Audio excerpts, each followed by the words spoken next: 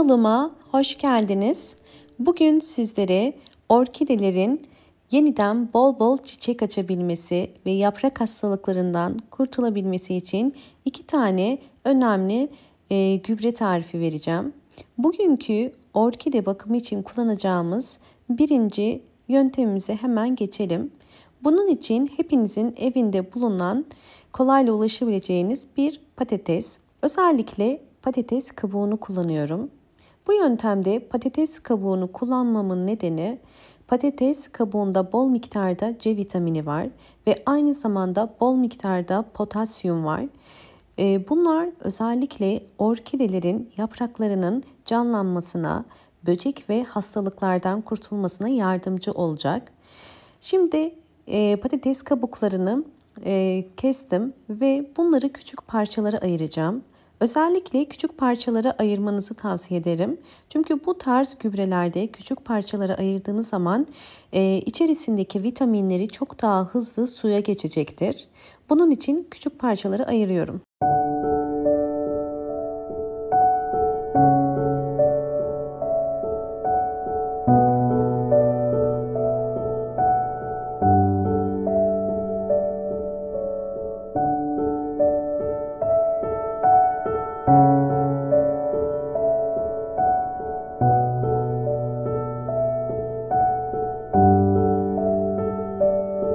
Küçük parçalara ayırdığım patates kabuklarını cam bir şişenin içerisine koydum.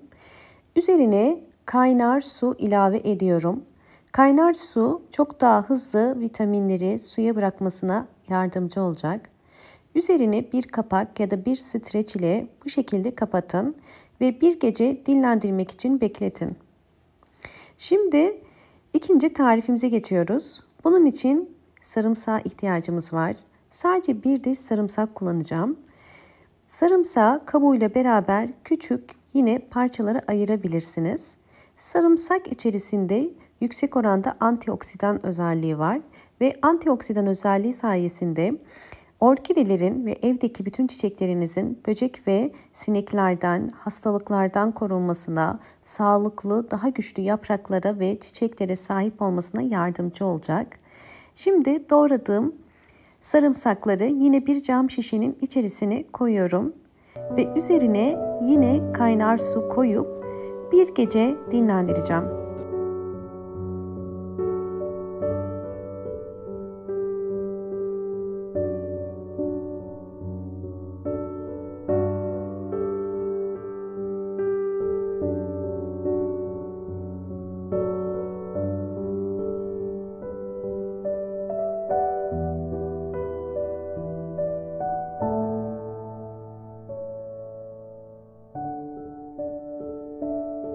Videomu buraya kadar izlediyseniz ve beğendiyseniz hemen beğen tuşuna basıp kanalıma da abone değilseniz eğer bana destek olmak için abone olabilirsiniz.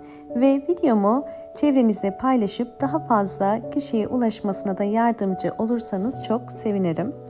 Evet, bir gece beklettiğim 2 gübrem de hazır. Şimdi 2 gübreyi birleştirip orkidelerde nasıl kullanacağımı göstereceğim.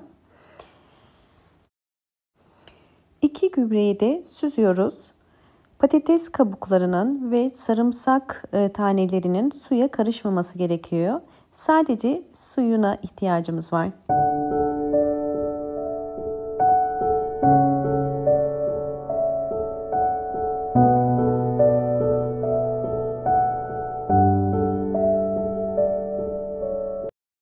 Sarımsak suyunu ve patates kabuğu suyunun üzerine 200 milim normal su koydum. Ve şimdi bunu bir bardağın içerisine koydum. Çünkü püskürtme kabının içerisine koyacağım. Bu hazırlamış olduğumuz gübreyi 2 farklı metot ile sizlere göstereceğim. Videoyu mutlaka sonuna kadar izlemeye çalışın. Evet, şimdi birinci metodu göstermek istiyorum. Orkidelerde çok sık karşılaştığımız yaprak hastalıkları. Bu şekilde orkide yapraklarında yaralar ya da sararmalar ya da orkide yapraklarında özellikle böceklenmeler, trips böceği gibi, unlu bit gibi ya da kırmızı örümcek gibi özellikle hastalık durumlarında ve böceklenme durumlarında yapraklara direkt sıkarak orkide yapraklarını bu hastalıklardan ve böceklerden kurtarabilirsiniz. Bu karışımı ayda bir kere orkidelerinize verebilirsiniz. Fakat orkidenizde bu saydığım hastalık ya da böceklenme durumlarından biri varsa sadece haftada bir kere orkide yapraklarına sıkabilirsiniz. Sadece orkide yapraklarına değil, özellikle orkidenin güçlü ve sağlıklı kökler çıkarması için bakın köklerine de bu karışımı aynı şekilde sıkabilirsiniz. Kökler daha sağlıklı ve güçlü olacaktır. Bu karışımı sıktıktan sonra mutlaka bol hava alan bir yerde birkaç saat bekletmeniz gerekiyor. Silmiyoruz, kurutmaya bırakıyoruz.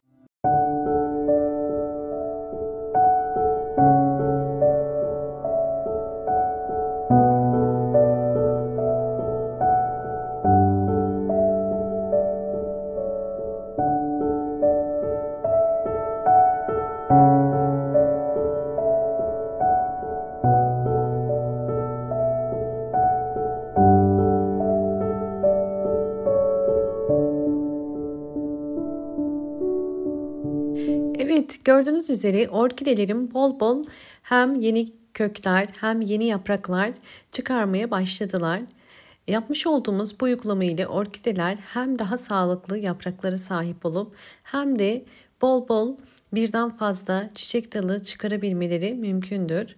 Gördüğünüz üzere bir tane burada, iki tane ana dal çiçek dalı çıkarıyor. Bu da eski çiçek dalı budamıştım ve boğum yerlerinden iki tane daha çiçek dalı çıkmış. Evet, şimdi ikinci metot için. İkinci metotta direkt orkide toprağına bu gübreden veriyoruz. Her bir orkide için 5 yemek kaşığı kadar bu gübre karışımından veriyorum. Bu karışımı sadece ayda bir kere verin. Çok sık bu karışımdan vermiyoruz. Hemen sizlere gösteriyorum. Gördüğünüz üzere saksı altında bu şekilde su birikecek. Orkide bu suyu akşama kadar çekecektir.